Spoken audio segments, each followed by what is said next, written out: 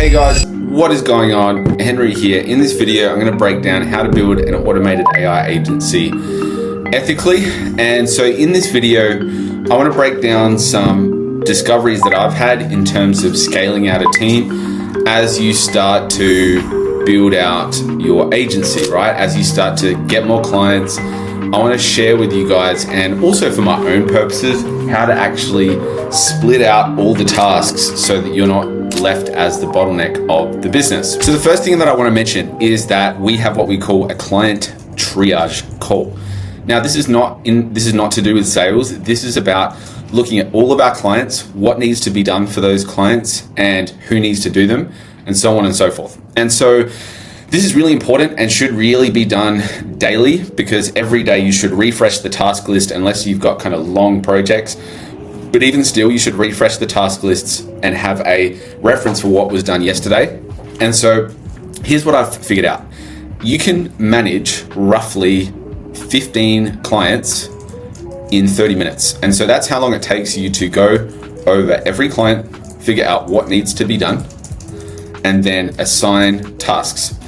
So we can try and probably 15 to 25 clients in 30 minutes. So again, yeah, you could probably push 25. Go over every client, what needs to be done, and then you assign tasks.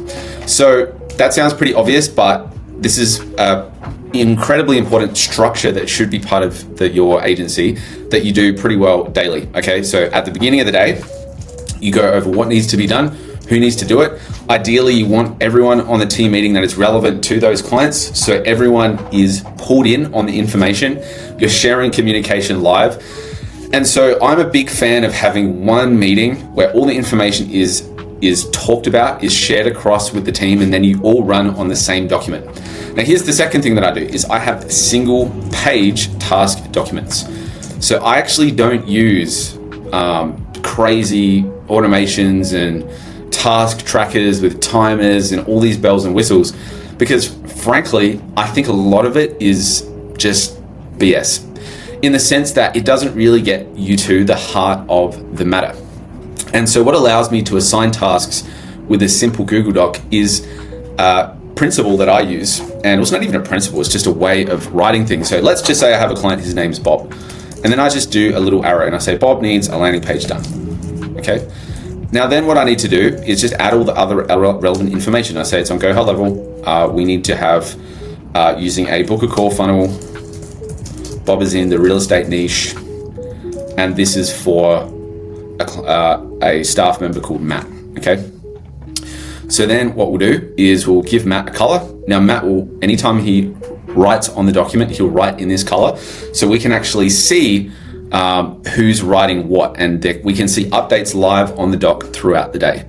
Now, I know a lot of you guys who we use Notion for certain things, but I've found for assigning tasks quickly, we have a single Google Doc that allows us to push everything out for the day. Now, I will say we do use Notion in conjunction with that document, because Notion is more of a database for all of our clients and all our client assets. And we do use Google Drive to organize assets like videos or scripts or whatever else, right? So we do use those tools, Notion and Google Drive. But in terms of assigning tasks, I like to use this naming convention, which is just like, who is it? What is it? Any extra details, and just go blah, blah, blah, blah. And then we add any other thing. Now, other cool thing you can do is you can actually talk to each other on a Google Doc. So you can go comment and just say, hey, Matt, how is this going throughout the day? Now, it'll notify the person, but it's not intrusive, because the thing is you want to let your staff work. You don't want to be constantly asking them questions in Slack or WhatsApp or whatever else. I like to have communication on the document, so it's like instant and you can see it. And so that's why it's important that you start the day with these calls in order to get everything fleshed out, get everything written down so that you can assign everybody for the day. Now, the other thing too is when you do this process consistently, you'll start to develop a rhythm of like how long things should take, or who's being inefficient, or why is this happening. It starts to help you form a good idea of what is your capacity as a business to process tasks and to actually assign new clients. So really, this is like how to become a good operator in an agency, is you do this stuff. Now, the next thing I want to mention is the character and skills required of staff to be able to do this. So you really need to have people who are, and this is in general what you want in your team, is you want people who are self-responsible. You don't want babies on the team, right? You want people who are self-responsible.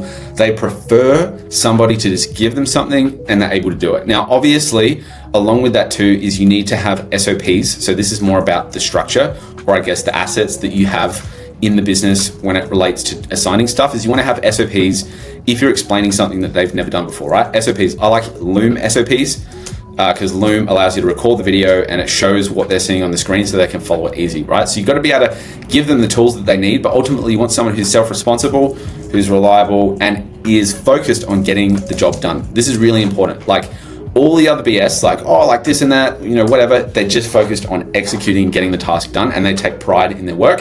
And I have to say, people on my team have these qualities, and that's why we do well with this type of thing, is because I hire very much for these kind of criteria. Okay, so the next thing is, how do you scale this out? So if we were to actually scale this out and start to build more of a structure for this, essentially what this is you have pods. Now a pod is like, pod equals 15 to 25 clients, right? Now within that pod, you have a pod leader. Now this is someone who is able to execute tasks and manage the team, okay? So within a pod, you might have a setter, you might have a video editor, and essentially the pod leader is able to, just essentially get the results for the people in their pod. And so that is how you start to split out the agency. What you have is, and I might need to just draw this somehow. Now, a quick note here that retention is so much more important than acquisition in your agency. If you have a really, really good retention, your life is going to be so much better. So that's why I focus so heavily on doing this client triage and looking at all of the client stats every single day, making sure they're on track, because it's an automated business. And here's how you fully automate it, right? So now we're starting to get to the high level pieces. So let's say you have a pod that has 25 clients, right? So here's 25 clients in the pod. As part of that pod, you have a team leader. Now the team leader may manage a few different people. They might manage like a VA, they might have a video editor, and they might have a media buyer or whatever, okay? So you might structure it that way. And that allows you then to have 25 clients that you manage within 30 minutes on a 30-minute daily call as the business owner, okay? Now, if you want to even outsource that further, if you're the business owner here, so business owner, you then have a ops manager. So this is the operations manager. This is the person who is like the director of the pod leaders. And so over time, what you have is you can start to stack and build out clients. You have a team of like, you say you have 100 clients, right? So 25, 25, 25, and 25.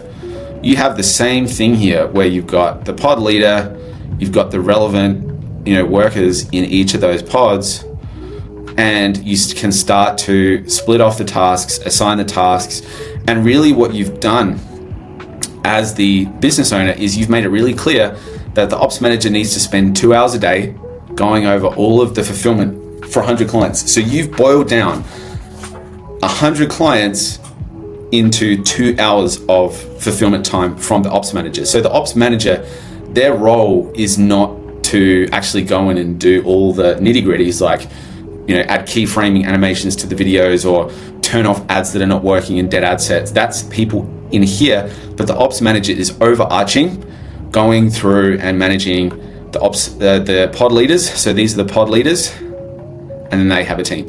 And here's the thing, right? You can have these people in any country, so they don't have to be in the US or in Australia or whatever. These pod leaders, if they're proficient, like I have a pod leader that's not in Australia and they're really good, right? So it doesn't have to be super expensive. But obviously, it needs to be commensurate to their level of skill.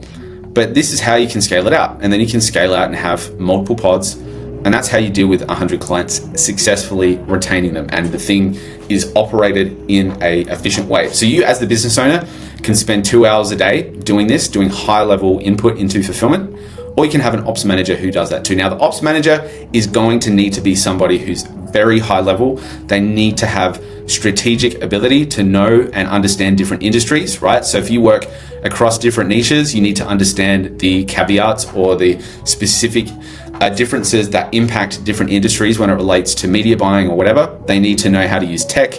They need to have really good communication and leadership skills. So communication and leadership is really, really important.